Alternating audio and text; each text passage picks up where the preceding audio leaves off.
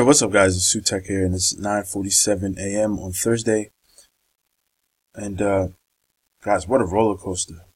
Yesterday was a total roller coaster, and it seems to be for a number of reasons. All right, some people are claiming it's one reason or the other, but it seems to be just the perfect storm of bad news, or just news in general, big news. Not necessarily bad. So the SEC declared cryptos are a commodity. Also, that exchanges will eventually have to register with the SEC. That's good and bad, because crypto was supposed to be the counter financial system. It was supposed to be the financial system that was not a part of the state-run or the Federal Reserve-run financial system. And now it's becoming exactly that, which is not a good thing. On the flip side,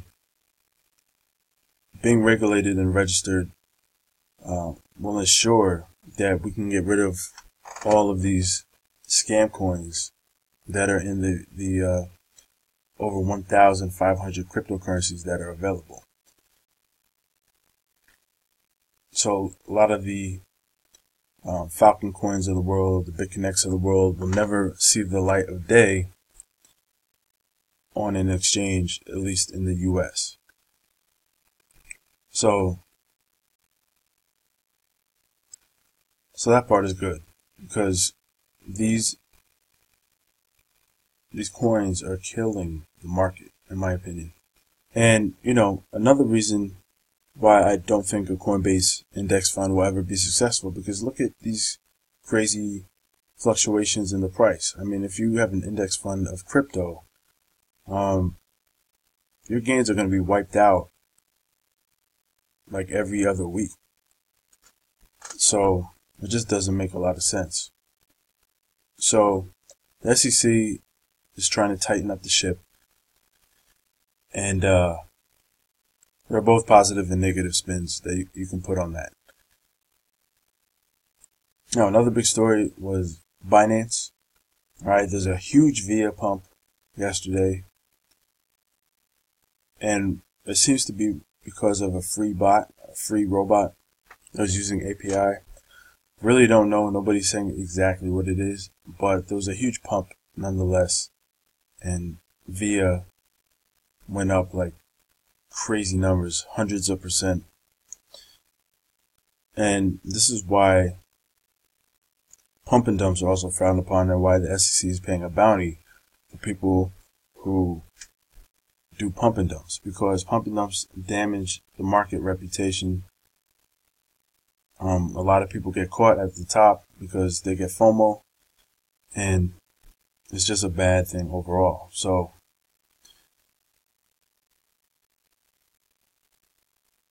there's a lot of things that people in the crypto game do not understand about financial markets, and it's obvious.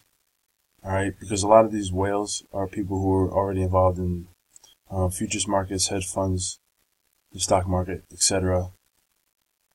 Pump and dumpers obviously are people who are in the penny stock game and know how to manipulate and make a lot of money.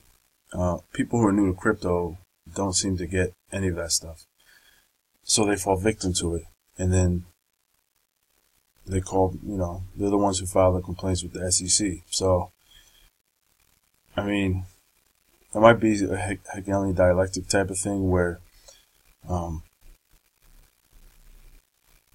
the government already knows how people are going to react when this stuff happens, so they're already ready to step in. And it's really up to the people to show restraint. But I think that ship has sailed, and we're already basically going into regulation. Now, that happens when all of this stuff finally materializes. The big 3 or 4, Bitcoin, Ethereum, Litecoin, Bitcoin Cash, maybe Ripple, maybe Neo, Cardano, these are all going to be the coins to accumulate. So if you're trading with altcoins, these are the coins that you want to accumulate in massive numbers, because these are the ones that are going to be recognized by every exchange. You know, all the ones that are regulated by the SEC, and different financial regulatory bodies around the world are all going to recognize Bitcoin, Ethereum, Bitcoin Cash, Litecoin. These are all going to be universally recognized. So these are the ones you want to accumulate the most.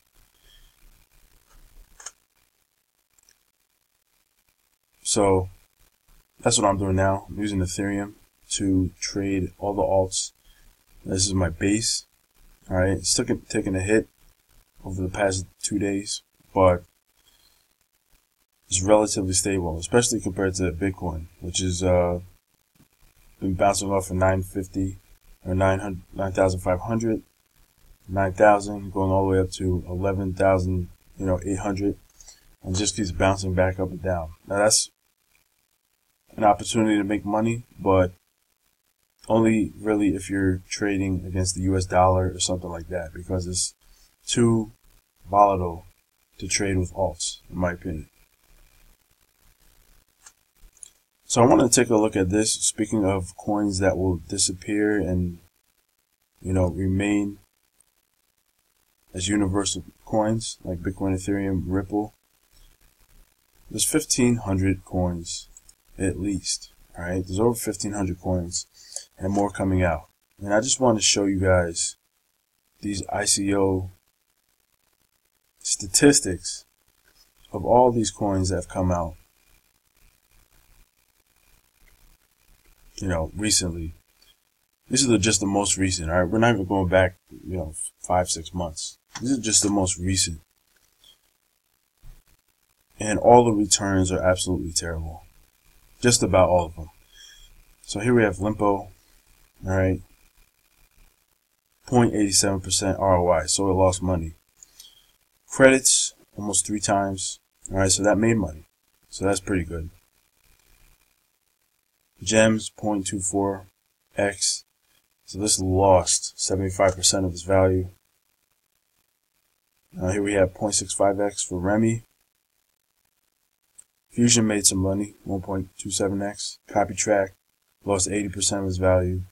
Tether lost 65% of its value. Insights Network 43%. This lost 58%. This is almost 2x. This 1x. Lost 18%. Lost 34%. Yungo lost 88%. Lost Gotti, lost 31%. So you kind of see where I'm going. Ink Protocol, which was one of the, this is one of the ones that you had to be an accredited investor in the US. This was supposed to be a big one. And this lost 55% of its value. Alright, PundyX, 53%. So you see what I'm talking about. You really have to find, if you're going to go into an ICO, you really have to find an ICO with an alpha or a beta or some other form of a working product. Otherwise, there's really no reason to hold on to them. And then you also have to look at whether or not the coin has a big variance between the first round and the later rounds, because that's a telltale sign that people are going to dump. If a coin starts out at 35 cents and the final round is at $1, people are going to dump it who bought in at the first round. It's just that simple. So if an ICO keeps one price throughout the whole thing, then that's how you know it's going to be a solid ICO and the price is going to stabilize, because there's no incentive to dump it at all. So you see all of these tokens, so many of them. And here we go. Now we get down a little bit for tokens that are a little bit older, and we see more growth. Alright, here we have 5x with Sophia TX, 4.55x Bounty Ox. But it's still not the kind of returns that we saw early on in the game. These are much smaller returns. Here we have a AR token, 10x. But this, what's this one? Dragon Chain, 18x. This was the one that was pumped, I think, big time. 15x for Horizon State. So some of them are doing well, but for the most part, yeah, here's Tron. This is older. We're getting back into older coins now. So, you know, some of them did well, but you see the newer ones are not doing as well. So just be mindful of that. Buy into ICOs that fit the criteria that I talked about, and you should be good.